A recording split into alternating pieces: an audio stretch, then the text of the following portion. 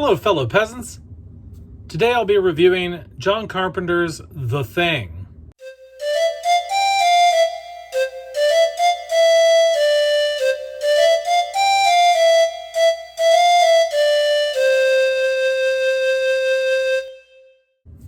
Alright guys, so I just got done watching John Carpenter's The Thing.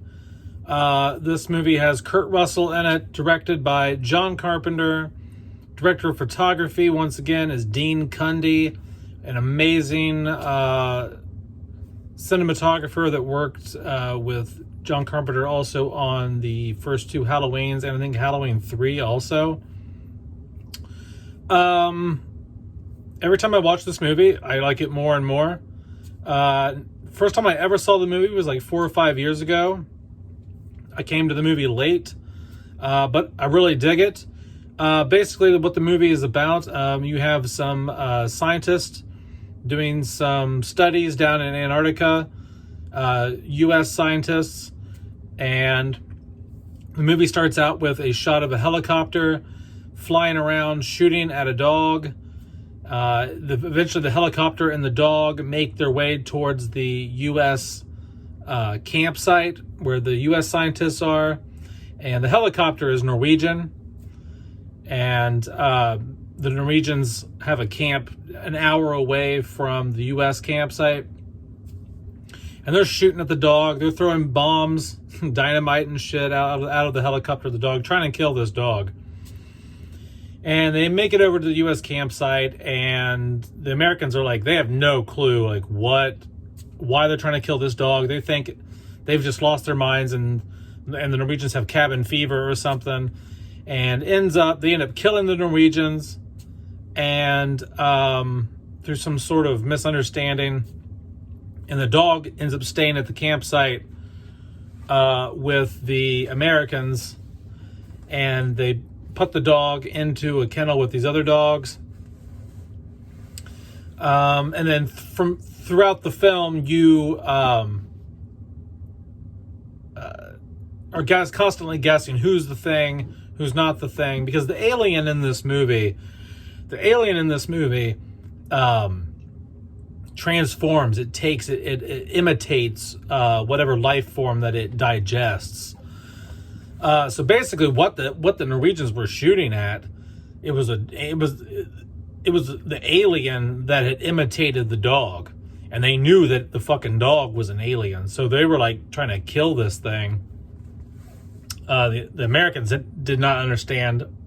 They just thought they were shooting at this dog. So the dog is in the camp now with the Americans, and it starts turning the Americans into the Thing one by one, and no one can trust each other. Everyone's wondering who the Thing is. They don't know who they can trust, so they kind of come up with this test. One of my favorite scenes in the movie is there's like a blood test where they blowtorch this wire, and they stick it to the blood, and they test everyone's blood that hasn't turned into the Thing yet to see who the Thing is. It's like there's several people die at the campsite before they do the blood test.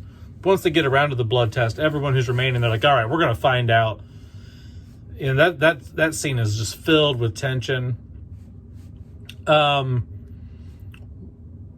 What are the things I like about the film? I really dig the storytelling. The storytelling is excellent.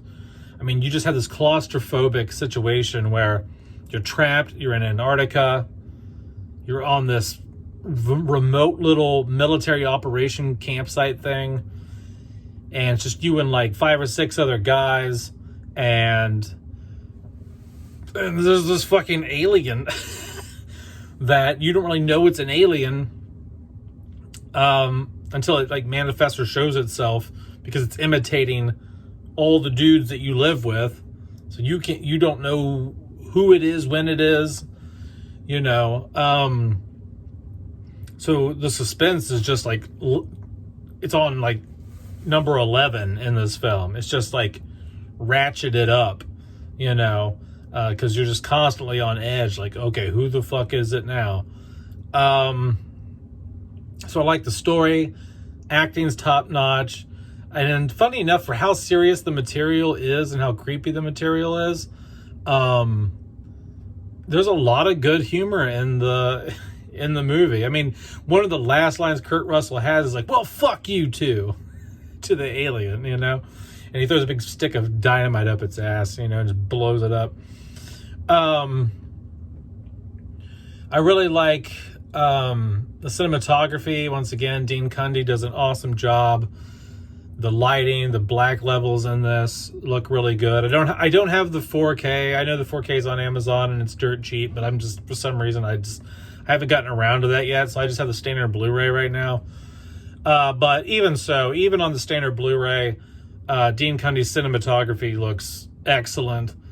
The lighting, the camera angles, everything done very well.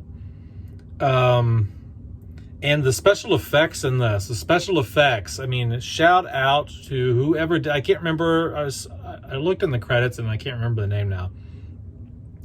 Special effects in this, my God, and no CGI. Holds up today, no CGI. This movie is 41 years old and it holds up still from just pure practical effects. I mean, just impressive. The scene with the dog when it's like eating the dogs and its spider legs are coming out of the dog and doing all that. Awesome. The scene where the guy's on the table and his stomach opens up and it's a mouth and it eats the doctor's arms and then his head like pops off, falls off the table and turns into a spider. I mean, all that achieved with no CGI. Just pure practical effects. Amazing. And it looks real. It looks like it's, because it's in camera. It was real. It's in the camera. It's not some computer animated thing slapped onto what the camera filmed. Really dig that. There's not a whole lot to dislike about this movie. I guess if I had some dislikes, I guess my only gripe would really be that you're not quite sure exactly how the imitation works. And, you know, sometimes it's a little confusing because it's like, okay, is the thing one person at a time, or can it split up into multiple things and eat? You know what I mean? Is it just like moving from, because it's like, well, if it moves to that person and if it eats that person and imitates them, then all you got to do is just burn that person, you would think, and it would kill the thing, but it doesn't. Like, next thing you know, somebody else is the thing. So it's like, are there multiple things, you know, that are like imitating, or is there just one thing? So some of that's a little confusing, like some of the details of how it imitates, how long it takes. I mean, they say some things like, you know, it only takes one particle to infect a whole organism. It says that, you know, the one guy runs like a some sort of simulation, and it says that if the alien left Antarctica and made it to the mainland, the whole Earth would be infected in 27,000 hours or something. Like, so it makes you wonder, like, okay, this probably, it can, maybe the thing can break off into tons of different things, because one thing can't imitate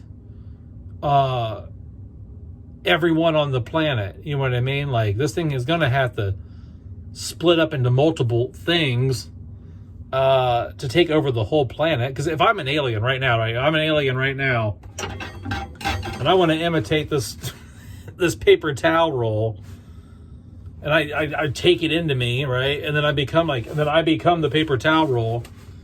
Well, then I'm just the paper towel roll now. Like, you know what I mean? Like, how would I take over the whole planet? Anyway, I guess I'm thinking too much about this shit. But that'd be my only gripe. I just want a little bit more detail about, you know, the mechanics of this shit. But anyway, yeah, I really dig it. There is interestingly enough, I think a year or two ago, John Carpenter in an interview said, they asked him if he knew who the thing was at the end of the film, and he said, yeah, he does, but he's not going to tell anybody. He said it's better off that way.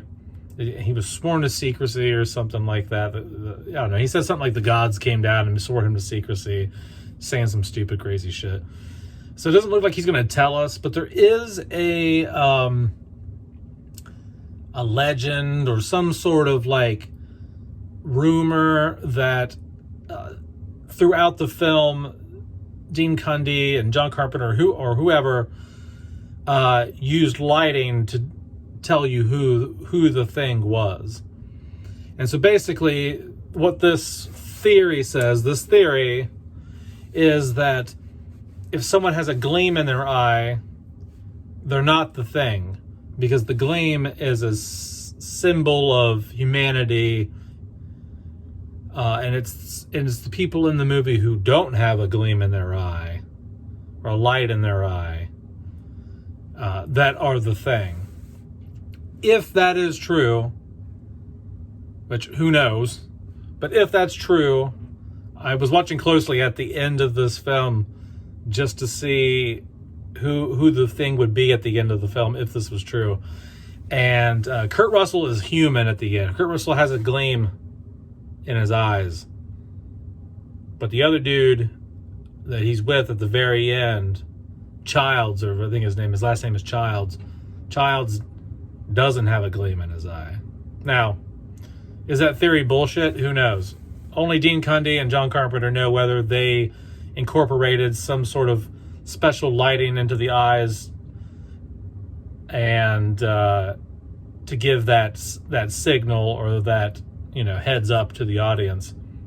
It could be some inside joke of theirs or inside secret of theirs or whatever. Maybe the actors weren't even told, you know what I mean? Like, about the lighting in the eyes at the time of filming. But who knows? That whole thing could be bullshit. All in all, guys, I like The Thing. It's an excellent movie. I like it more and more every time I watch it. It's good claustrophobic horror, good John Carpenter, tension building.